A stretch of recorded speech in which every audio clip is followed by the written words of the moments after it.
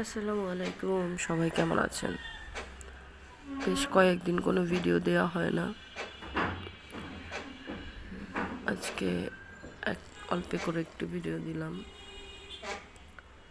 আজকে রান্না করছি, দেখাবো হচ্ছে আজকের রেসিপি দেখাচ্ছি একটাই, পুঁই শাক মিষ্টি কুমড়া আলু দিয়ে রান্না। এই রান্নার নাম কি জানি না, মানে রান্না করি আর কি। এরকম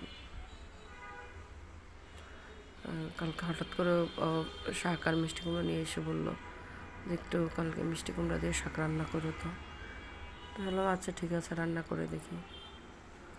তো অল্প একটু মিষ্টি কুমড়া, ছোট্ট একটু আলু, এটা হচ্ছে প্রথমে এগুলো সব কিছু কেটে কুটে ধুয়ে টুয়ে পরিষ্কার করে নিচ্ছি। এরপরে কড়াই গরম করে তেল দিয়ে, অল্প তেল দিয়েছি, তেল, পেঁয়াজ রসুন বাটা, আদা বাটা একটু ভেজে তার মধ্যে পানি দিয়ে লবণ, একটু হলুদ গুঁড়ো আর মরিচ বাটা দিয়ে তার মধ্যে মিষ্টি কুমড়া, পুঁই শাকের ডাঁট আর আলু দিয়ে দিয়েছি। তো এটাকে একটু মোটামুটি কষায় নেব।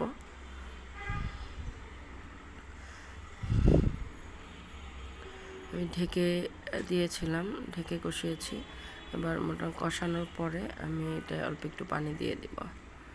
অল্প একটু পানি দিয়ে এটাকে আরেকটু সিদ্ধ করে নিব, কারণ শাকটা দিলে খুব অল্পতে সিদ্ধ হয়ে যাবে।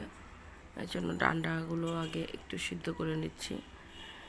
ডাঁটাও বলি, ডান্ডাও বলি, ডান্ডা বলি মজা করে, যাই হোক, ডান্ডা ডাঁটা যে যাই বলি, মিষ্টি কুমড়া এগুলো একটু সেদ্ধ করে নিই। হয়ে গেছে সেদ্ধ, আমি একটু ঢেকে রেখেছিলাম। এইবার হচ্ছে আমার এই ডাঁটাগুলো সব হয়ে যাওয়ার পরে, সেদ্ধ হওয়ার পরে এই পর্যায়ে আমি দেবো শাক, পুঁই শাকগুলো যে কেটে রেখেছিলাম ওইগুলো। তো শাকগুলো দিয়ে একটু নেড়ে চেড়ে মিশিয়ে দেব। মিশিয়ে দিয়ে 2 মিনিটের মতো আমি ঢেকে রেখেছি। এর বেশি ঢাকবো না, তাহলে শাকের কালার নষ্ট হয়ে যায়। 2 মিনিটও ঢাকতাম না, তাও ইচ্ছে হলো যে না একটু মিশিয়ে দিই, ঢাকলে মানে ঢেকে দিলে একটু নরম হয়ে সব জায়গায় মিশে যাবে। তো এই জন্য আমি 1-2 মিনিট একটু ঢেকে দিই।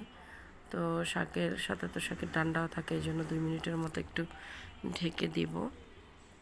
ভালো করে মিশাচ্ছি আগে, মানে ঝোলের মধ্যে, মশলার মধ্যে ভালো করে নেড়ে চেড়ে মিশিয়ে দিয়ে এইবার হচ্ছে একটু ঢেকে দিব। বেশ 2 মিনিট ঢাকার পরে, 2 মিনিটের বেশি না, পারলে কম ঢেকেছি, দেখলেই বুঝতে পারছেন।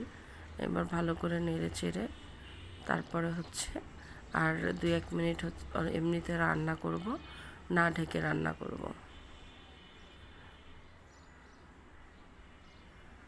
না ঢেকে একটু নেড়ে চেড়ে দিব, তাতে হচ্ছে মিষ্টি কুমড়াটা একটু হালকা ভাঙা ভাঙাও হবে, আবার আস্তে আস্তেও থাকবে।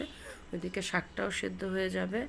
আর ঝোলটা ইচ্ছে করে একটু রেখেছি, আর একটু কম হলেও হতো, কিন্তু ইচ্ছে করে একটু ঝোল ঝোল রেখেছি। ডাঁট শাক এগুলো একটু ঝোল ঝোল ভালোই লাগে।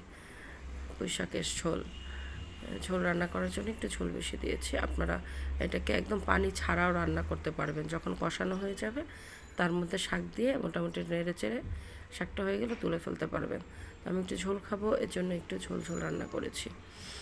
তো আমার কিন্তু শাকটা কথা বলতে বলতে হয়ে গেছে।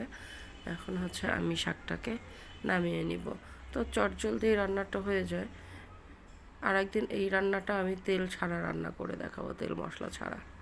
তো আমার এই রান্নাটা শেষ হয়ে গেল। কেমন লাগলো জানাবেন, আপনারা ওইভাবে ট্রাই করে খাবেন। চ্যানেলটা সাবস্ক্রাইব করে দিবেন।